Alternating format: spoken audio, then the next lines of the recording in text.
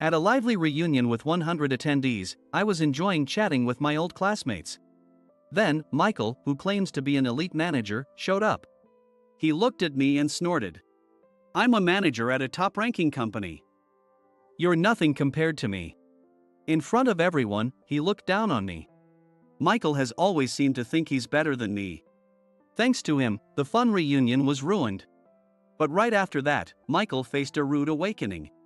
"My name is Kevin, and I'm 30 years old. I currently work at a top company in the sales department, and I'm busy every day. People who knew me in the past might be surprised to see how much I've changed. That's because I used to be timid and quiet, and was unable to stand up to anyone. There was a reason for that. Before I was old enough to remember, my mother passed away. So, my father raised me by himself. However, since he was busy with work, my grandmother mostly took care of me. She did her best to look after me and showered me with love. Thanks to her, I never felt the loneliness of not having a mother. One day, there was a parents' day at elementary school. Naturally, my grandmother came to see me. When she saw me in the classroom, she waved with a big smile. A few classmates saw this and laughed out loud. "Your mom's not here, huh? Poor kid." Other classmates looked at me with pity. It was the first time I'd been called poor, and I couldn't hide my shock. They also made fun of my clothes, saying, "You're wearing those because you don't have a mom, huh? You're so lame." I couldn't express the feeling in words. From then on, I gradually became quiet and more withdrawn. Some classmates continued to make fun of me. I couldn't understand why I had to go through this just because my mother wasn't around. But most of my classmates stood up for me, so I was able to enjoy elementary school. After graduating elementary school and moving on to junior high and high school, I started to feel the need to change my personality. I didn't want to be teased for the rest of my life. I absolutely didn't want to live that kind of life. So, I began to actively join groups of friends and socialize. I also worked hard at my studies, which I wasn't good at. Gradually, I became more outgoing. After that, no one teased me anymore. After graduating from high school, I got a job at my current company. I considered going to college, but with my father's salary, it was difficult, so I gave up. Job hunting with just a high school diploma was tough, and I was rejected by many companies at the application stage. But I didn't give up and eventually got an offer from my current company. I worked with the intention of dedicating my life to the company that hired me. Fortunately, neither my colleagues nor my superiors looked down on me for only having a high school diploma, so I was able to focus on my work. I was grateful for that environment every day. 2 years after starting my job, I attended my coming-of-age ceremony. My grandmother bought me a fine suit for the occasion.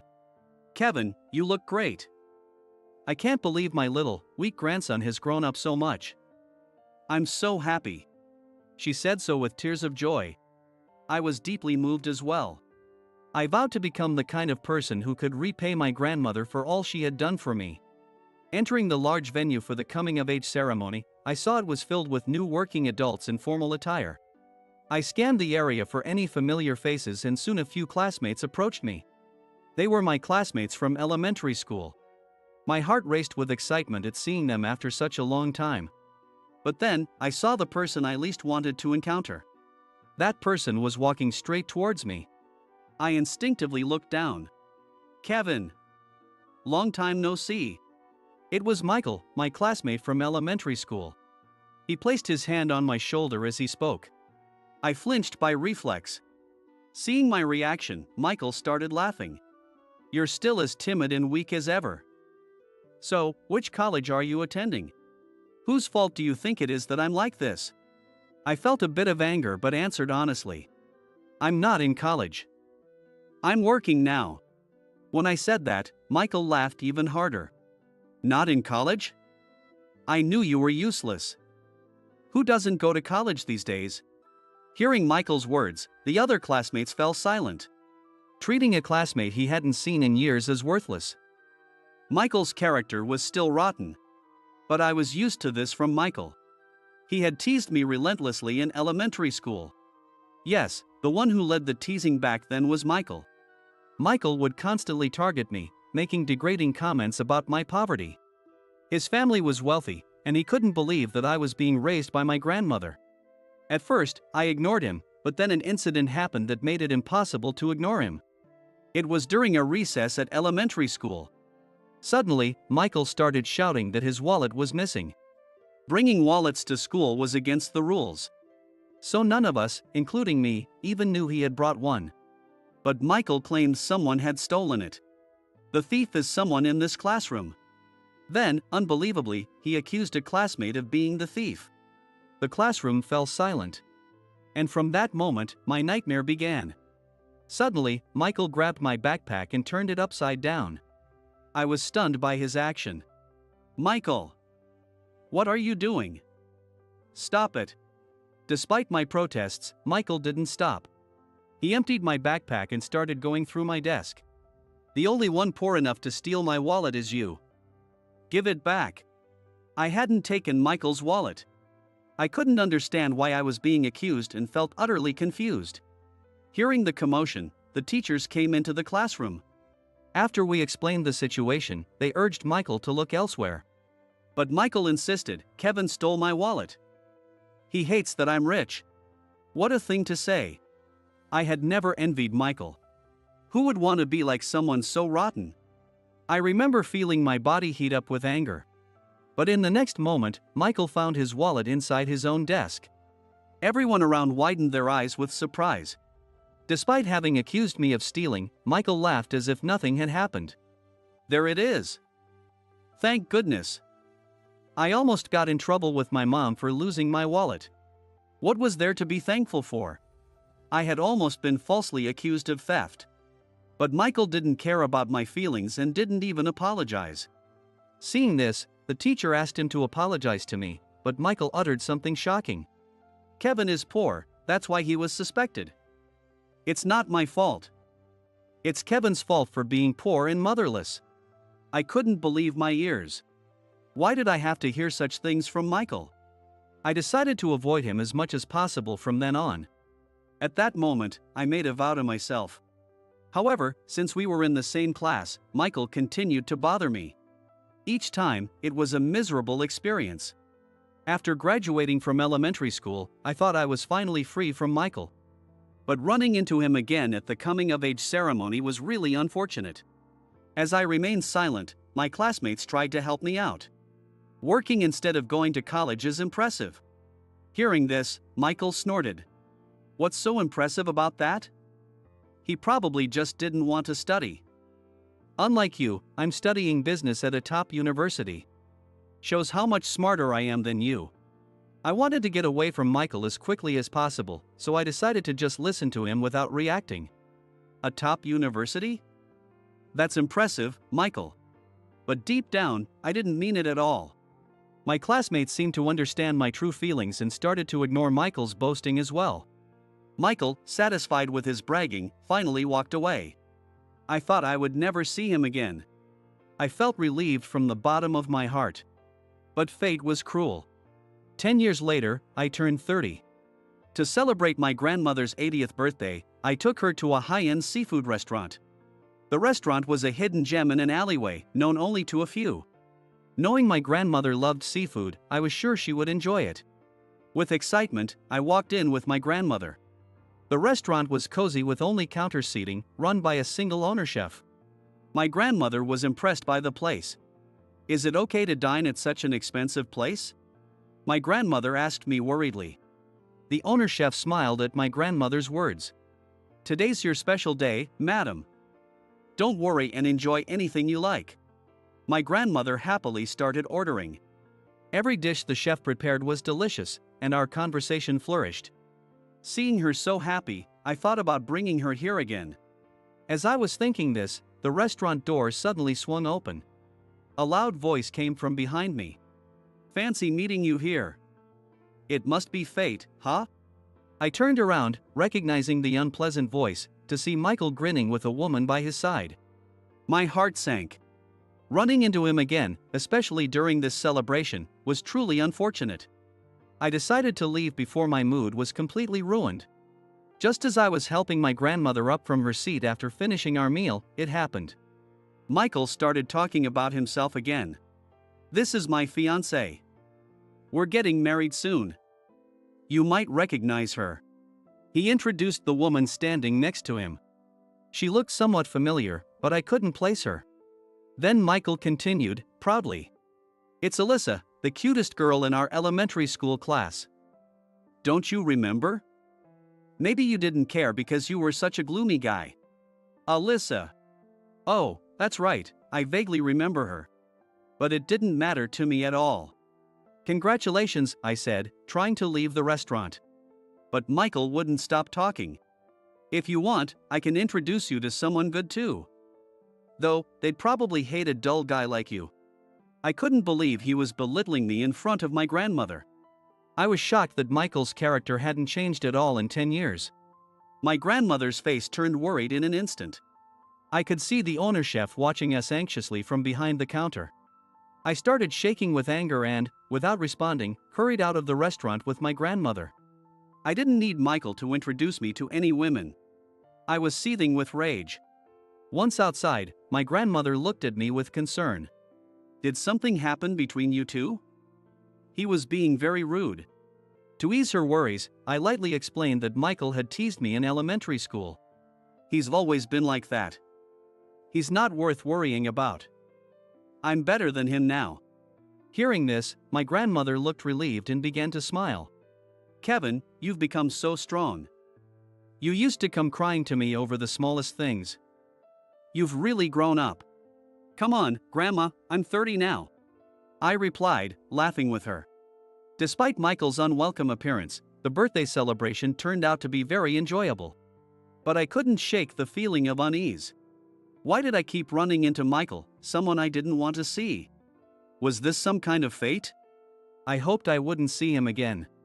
Seeing him always brought me down. But fate was not so kind. A few days later, I was at work as usual. It was a day for outside sales. As I walked with my colleague Mark, I saw Michael ahead of us. I was speechless at my bad luck. Again, I thought, trying to walk past him without being noticed. But Michael spotted me. He immediately approached and started talking. "Your company is around here? I can't believe a high school graduate like you found a job. Must be a third-rate company, no need to ask." Michael sneered at me. Mark, who was with me, was shocked at Michael's words. "Yeah, my company is just over there. It might be a third-rate company," I responded, trying to end the conversation. Michael laughed again. "That poor company, stuck with a useless, dull guy like you.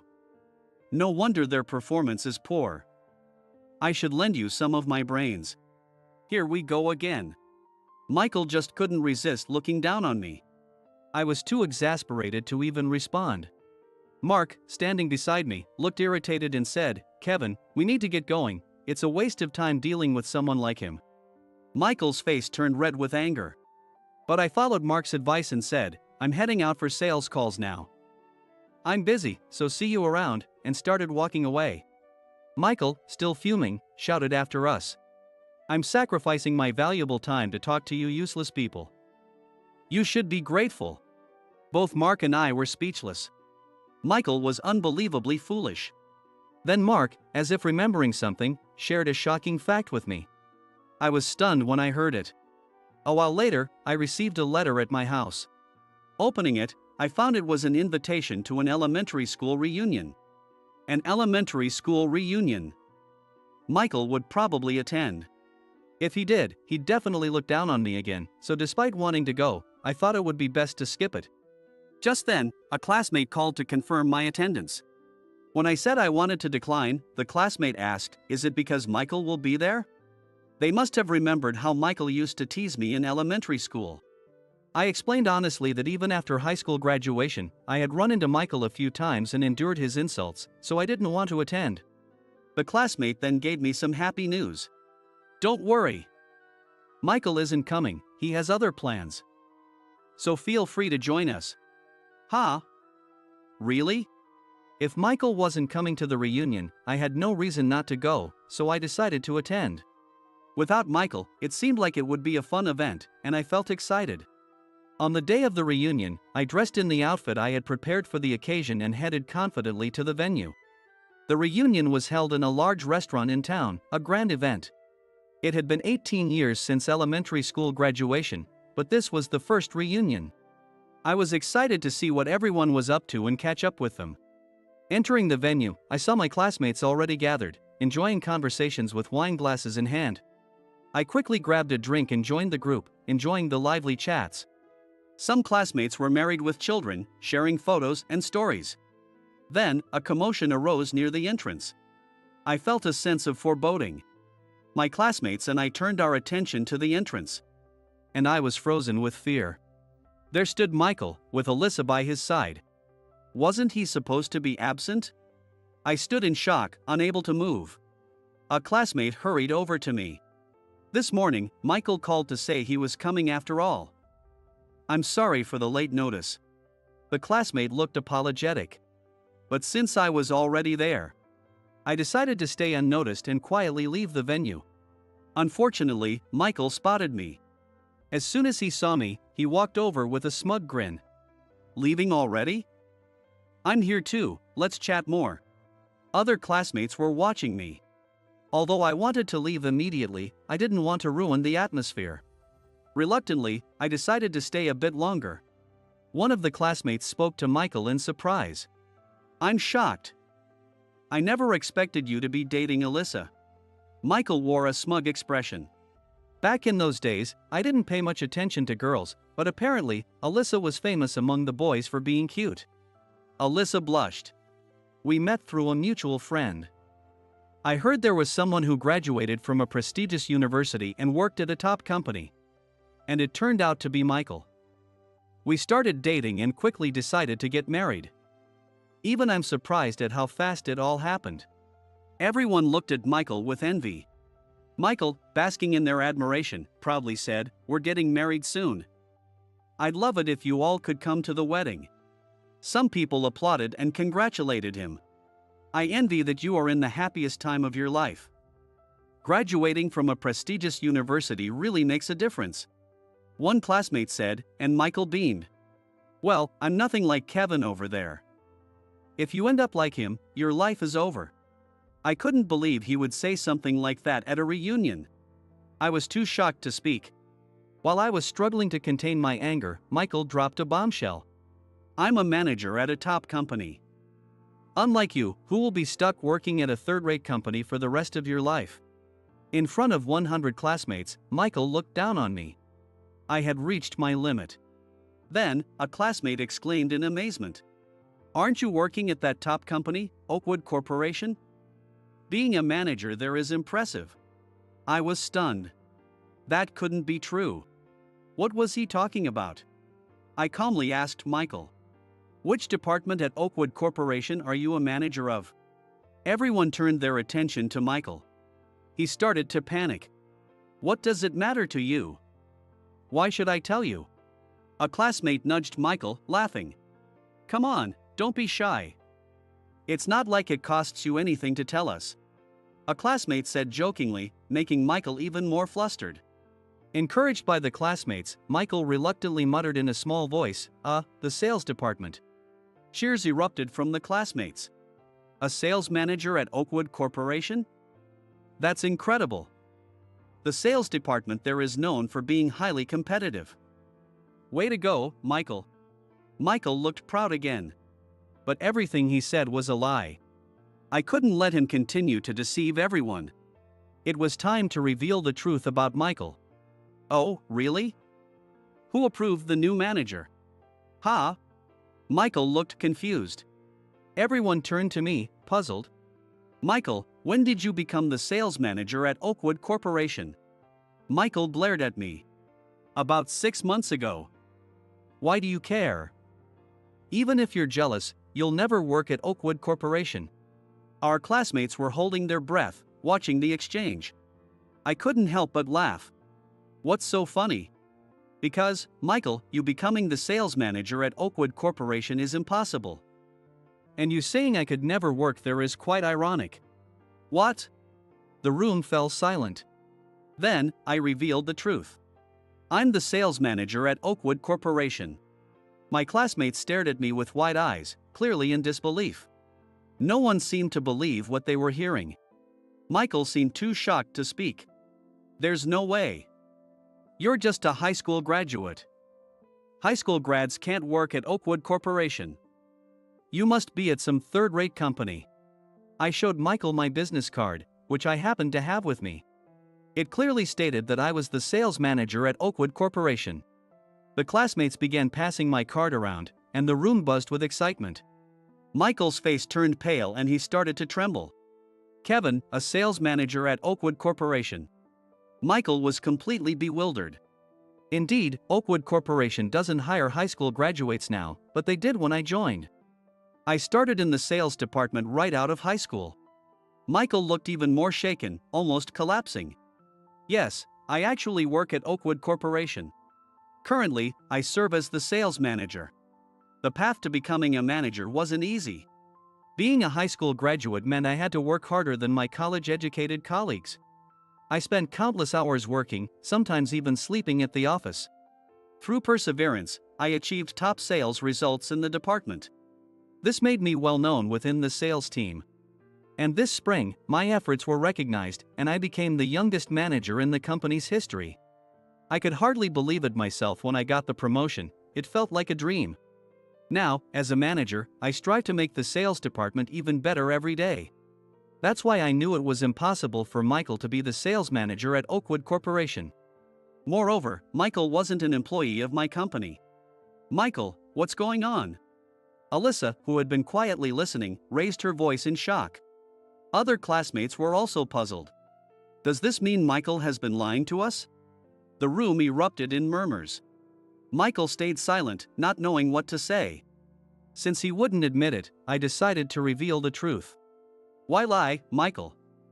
You work in the sales department at Johnson Industries, a subsidiary of Oakwood Corporation, don't you? Michael looked at me in disbelief. Alyssa was stunned. How do you know that? Michael stammered, trembling. A loud voice emerged from the crowd. I told him. Do you remember me?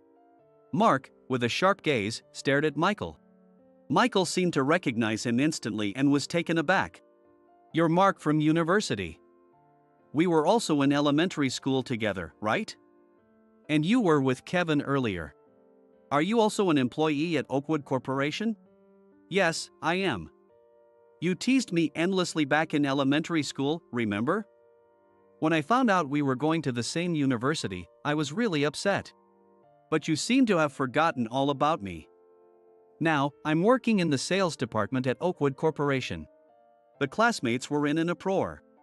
Mark was actually my colleague. After graduating from University, he joined Oakwood Corporation. And he became my subordinate. Mark also grew up in a household without a mother, just like me. Because of this, Michael had bullied Mark in the same way he bullied me. Mark hated Michael and had tried to avoid any interaction with him from that point on. Unfortunately, he ended up at the same university as Michael but was in a different department, so he managed to graduate without being bullied. However, while we were out on a sales call, we ran into Michael. At that moment, Mark revealed that he had gone to the same university as Michael and told me about his job. Wait a minute, Mark graduated from University, right? So Michael also went to University?